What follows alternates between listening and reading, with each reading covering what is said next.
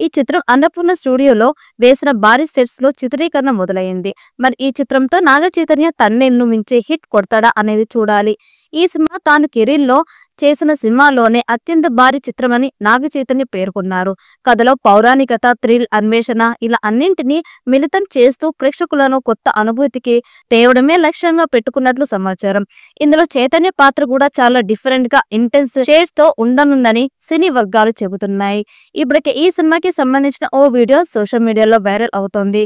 అందులో చైతన్య వృషకర్మ అనే టైటిల్ ను రివీల్ చేసినట్లు చర్చ జరుగుతోంది. ఈ టైటిల్ పరిశీలిస్తే అది పౌరాణిక నేపథ్యానికి తగ్గట్టుగానే కనిపిస్తోంది. అయితే మేకర్స్ ఇంకా అధికారికంగా టైటిల్ ప్రకటించలేదు. ఫ్యాన్స్ మాత్రం ఈ టైటిల్ పై ఆసక్తిగా స్పందిస్తారు. ఇది చైతన్యకు మరో క్రేజీ ప్రాజెక్ట్ అవుతుందంటూ భావిస్తున్నారు. ఈ వీడియో మీకు నచ్చినట్టయితే లైక్ చేయండి, షేర్ చేయండి. మరిన్ని అప్డేట్ కోసం మన ఛానల్ ని సబ్స్క్రైబ్ చేసుకోండి. ఈ వీడియోపై మీ అభిప్రాయాన్ని కామెంట్ బాక్స్ లో కామెంట్ చేయండి. నోటిఫికేషన్ కోసం పక్కనే ఉన్న గంట సింబల్ ని గట్టిగా నొక్కండి.